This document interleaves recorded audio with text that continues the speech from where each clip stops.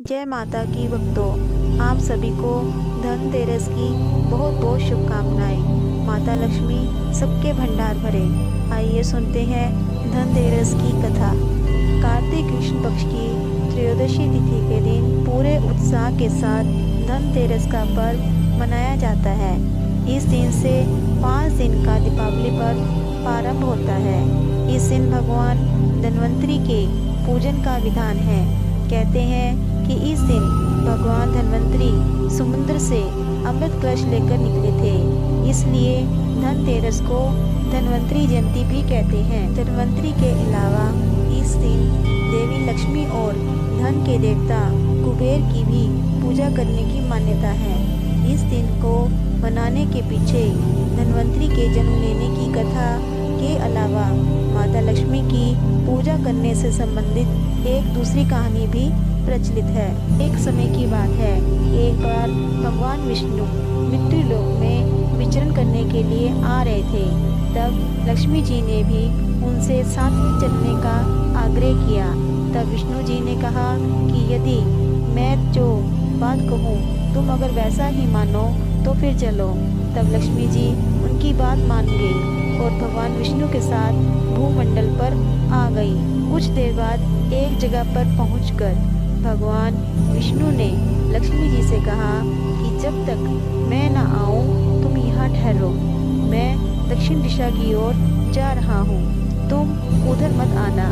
विष्णु जी के जाने पर लक्ष्मी जी के मन में कौतूहल जागा कि आखिर दक्षिण दिशा में ऐसा क्या रहस्य है जो मुझे मना किया गया है, और भगवान स्वयं चले गए। लक्ष्मी जी से रहा ना गया और जैसे ही भगवान आगे बढ़े, लक्ष्मी जी भी उनके पीछे पीछे चल पड़ी। कुछ ही आगे जाने पर उन्हें सरसों का एक खेत दिखाई दिया जिसमें खूब फूल लगे थे। सरसों की शोभा देखकर वह मंत्रमुग्ध हो गई और फूल तोड़कर अपना श्रृंगार करने के लिए आगे बढ़ी। आगे जाने पर एक गन्ने का खेत मिला, उनसे रहा नहीं गया और गन्ने के खेत से लक्ष्मी जी गन्ने तोड़कर रस चूसने लगी। उसी क्षण विष्णु जी आए और यह देखकर रोने लगे। माता लक्ष्मी ने उनसे घबरा कर पूछा, प्रभु आप क्यों रो रहे हो? तो भगवान बोले, एक तो तुमने मेरी बात नहीं मानी, दूसरा आपने गरीब के खेत में चोरी की। अब मुझे 12 वर्ष आपका वियोग सहना पड़ेगा। लक्ष्मी जी ने कहा, एक छोटा सा गन्ना ही तो है। तो भगवान विष्णु बोले, बिना अनुमति के किसी की वस्तु लेना चोरी कहलाती है। यह कहकर भगवान विष्णु ने लक्ष्मी जी पर नाराज होकर उन्हें श्राप दे दिया कि मैंने तुम्हें इधर आने को मना किया था, पर तुम ना मानी और किसान की चोरी का अपराध कर बैठी। जब तुम इस अपराध के जुर्म में इस किसान की 12 वर्ष तक सेवा करो। ऐसा कहकर भगवान उन्हें छोड़कर क्षीर सागर चले गए। तब लक्ष्मी जी तुरंत उसी समय उस गरीब किसान के घर गई और किसान से बोली कि मेरे पति 12 वर्ष बाद मुझे लेने आएंगे, तब तक मुझे आश्रय चाहिए। मैं आपके घर का सारा काम करूँगी और आपकी सेवा भी करूँगी। वह किसान मान गया और उसने उन्हें शरण दे दी। जब लक्ष्मी जी उस गरीब के घर में रहने लगी, घर में लक्ष्मी जी के वास के कारण किसान की आय दिन दूनी और रात चौगुनी बढ़ने लगी और जो भी वस्तु बेचने जाता अच्छे दाम में सारी वस्तुएं बिक जाती। धीरे धीरे किसान की आय बढ़ने लगी, जिससे उसकी समृद्धि बढ़ने लगी। एक दिन लक्ष्मी जी ने स्वयं की मिट्टी की मूर्त बनाई और उस किसान की पत्नी से कहा, तुम स्नान कर पहले मेरी बनाई गई इस देवी लक्ष्मी का पूजन करो, फिर रसोई बनाना, तब तो तुम जो मांगोगी मिलेगा। किसान की पत्नी ने वैसा ही किया। पूजा के प्रभाव से और लक्ष्मी जी की कृपा से किसान का घर दूसरे ही दिन से अन्न, धन, रत्न, स्वर्ण आदि से भर गया। लक्ष्मी ने किसान को धन धान्य से पूर्ण कर दिया। किसान के 12 वर्ष बड़े आनंद से कट गए। फिर 12 वर्ष के बाद लक्ष्मी जी जाने की तैयारी करने लगी।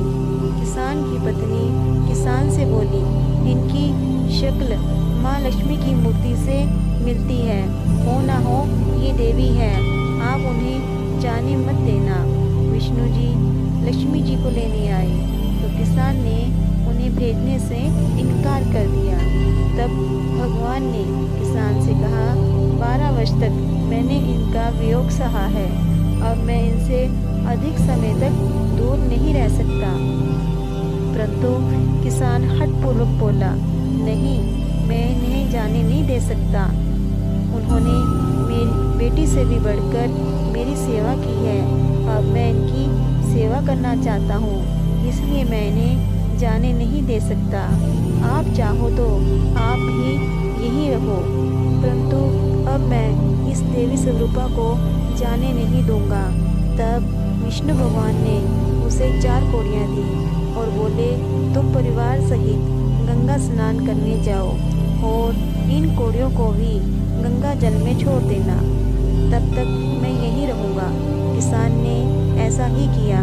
गंगा जी में कौड़ियाँ डालते ही चतुर्भुज स्वरूप 4 हाथ निकले और कौड़ियाँ लेकर पानी के अंदर गायब हो गए। ऐसा आश्चर्य देखकर किसान ने हाथ जोड़कर गंगा जी से पूछा, हे माता, ये क्या आश्चर्य है, ये 4 हाथ किसके हैं? तभी अचानक गंगा जी किसान के सामने प्रकट हो गई और बोली, ये चारों हाथ मेरे ही हैं, ये दिव्य कौड़ियाँ हैं, ये इतनी तेजवान है कि एक हाथ में मैं इन कौड़ियों को झेल नहीं सकती थी। तुमने जो कौड़ियाँ मुझे भेंट की हैं, वे तुम्हें किसने दी हैं? किसान बोला, मेरे घर में एक स्त्री 12 वर्ष से रह रही थी, अब उसे उसका पति लेने आया है। गंगा जी बोली, अरे भोले मनुष्य, वे स्त्री पुरुष लक्ष्मी जी और विष्णु भगवान हैं, तुम लक्ष्मी जी को जाने मत देना, नहीं तो तुम पुनः निर्धन हो जाओगे। किसान ने घर लौटने पर लक्ष्मी जी को नहीं जाने दिया। किसान बोला, ये तो साक्षात लक्ष्मी जी हैं, मैं इन्हें कैसे जाने दे सकता हूँ। तब भगवान ने किसान को समझाया कि इन्हें कौन रोक सकता है, ये तो चंचला हैं, कहीं भी ठहरती नहीं है, इनको बड़े बड़े नहीं रोक सके। इनको मेरा श्राप था, जिसके कारण 12 वर्ष से तुम्हारी सेवा कर रही थी, परंतु अब तुम्हारी 12 वर्ष की सेवा का समय पूरा हो चुका है, इसलिए तुम हट मत करो। परंतु फिर भी किसान नहीं माना। तब लक्ष्मी जी ने कहा कि किसान, तुम मुझे रोकना चाहते हो तो जो मैं कहूँ वैसा ही करो। कल तेरस है, तुम कल घर को लीप पोत कर स्वच्छ करना। दिन में तुम अच्छा मुहूर्त देखकर बाजार से बर्तन और कौड़ियाँ खरीद कर ले आना, लेकिन बर्तन खाली घर के अंदर मत लेकर आना, भरा लेकर आना। रात्रि में घी का दीपक जलाकर रखना और सायंकाल मेरा पूजन करना और एक तांबे के कलश में रुपए भरकर मेरे लिए रखना और उस कलश से मैं उस कलश में निवास करूंगी, किंतु पूजा के समय मैं तुम्हें दिखाई नहीं दूंगी। इस एक दिन की पूजा से वर्ष भर मैं तुम्हारे घर से नहीं जाऊंगी। यह कहकर वे दीपकों के प्रकाश के साथ 10 दिशाओं में फैल गई। अगले दिन किसान ने लक्ष्मी जी के कथानुसार पूजन किया। उसका घर धन धान्य से पूर्ण हो गया। इसी वजह से हर वर्ष तेरस के दिन लक्ष्मी जी की पूजा होने लगी।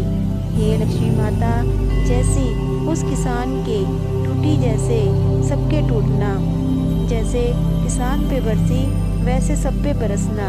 कहानी अधूरी हो तो पूरी करना, पूरी हो तो मान करना। कहानी कहने वाले, सुनने वाले, हुंकारा भरने वाले सभी की मनोकामना पूरी करना, सभी का घर धन धान्य से भर देना। जय लक्ष्मी माता।